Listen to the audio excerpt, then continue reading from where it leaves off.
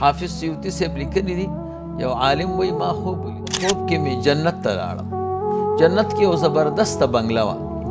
رسول الله مبارک صلی الله علیه وسلم مې ولیده. وای ما د حضور نه پوښتنه وکړه چې دا بنگله قربان په امت کې د چا ده؟ راته وی دا ستا ده.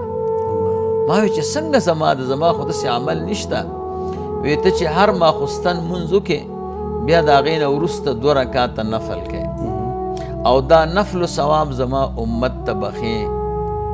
نو زه په امتیانو ډېر خوشحاله کېږم چې څوک خدمت کوي او څوک ورسره مینه کوي او الله تعالی د داسې بنده نه ډېر خوشحاله کېږي چې د الله د بندګانو سره احسان کوي. د هغه 2 رکاتو په بدل کې الله تعالی دا بنگله درته برابره کړې ده. نو د نبی علیه صلات وسلام د امت خدمت چې کوې، د خلکو کارونه کوې، د خلکو حاجات پوره کوې، نبی علیه صلات وسلام د داسې انسان نه خوشحالی بیا ورته خپل دیدار ورکوي. دا 1 نمبر چې څوک سورة الاخلاص وایي او ډېرې وایي. په حدیثو کې 2 عدد راغلي دي، یو 80 کرته، دویم 121 کرته. د ماخوستن د مونځ نه بعد ماخوستن مونځ نه سړی فارغ شي او درود شریف وایي 3 کرته او بیا اعوذ بالله بسم الله وایي، بیا قل هو الله احد چې دې ته سورة الاخلاص وایي.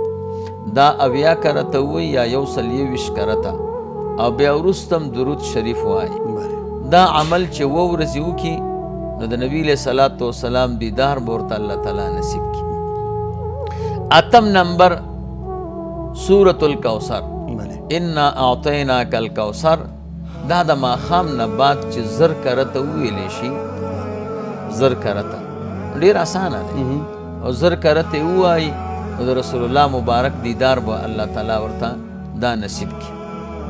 9 نمبر سورة المزمل چې دا څوک 140 کرته ووایي او د هغې نه وروسته دعا وکړي نو د رسول الله مبارک دیدار به ورته الله تعالی نصیب کړي. 10 نمبر سورة القدر، انا انزلناه فی لیلة القدر.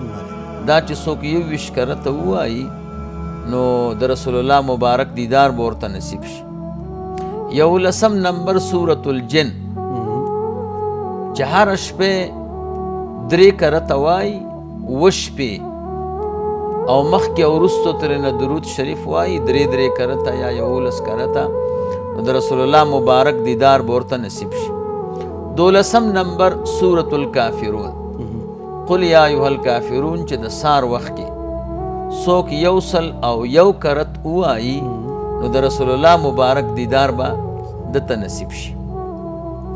14 نمبر بعضې درودونه دي چې د اولیاو د بزرګانو نه نقل دي نو هغه مختلف دي، خو زه به درته 2 ووایم. بعضې درود شریف داسې چې ډېر مجرب دی د رسول الله مبارک د دیدار دپاره. نو په هغې کې اول دا دی اللهم صل علی محمد، اللهم صل علی محمد نبی وازواجه امهات المؤمنین وذریاته واهل بیته کما صلیت علی ابراهیم انک حمید مجید. دا درود شریف چې څوک ډېر وایي نو د رسول الله مبارک دیدار به ورته نصیب شي. دویم چې مجرب درود شریف دی هغه دا دی اللهم صل علی بدر التمام ومصباح الظلام ومفتاح دار السلام وشمس دین الاسلام محمد. اللهم صل علی محمد طب القلوب ودوائها وعافية الأبدان وشفائها ونور الأبصار وضيائها وعلى آله وصحبه وسلم.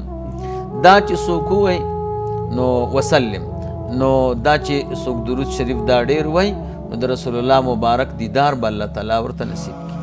14 نمبر یو مونځ دی ډېر مجرب دی، 2 رکاته مونځ چې سړی وکړي د ماخوستن د مونځ نه بعد په اول رکات کې د ولضالین نه وروسته 2 کرته سورة الاخلاص وایي، قل هو الله احد، او بیا په 2 رکات کې چې کله ولضالین وایي د هغې نه وروسته 2 کرته آیت الکرسي ووایي او 2 کرته چې ووایي کله چې د مونځ کې درود شریف ته ورسېده نو دا به 100 کرته ووایي درود شریف دا مونځ کې چې موږ او تاسو وایو دا 2 رکعاته مونځ چې څوک وکړي او د هغې نه بعد دعا وکړي نو د رسول الله مبارک صلی الله علیه وسلم دیدار به الله تعالی ورته نصیب کړي.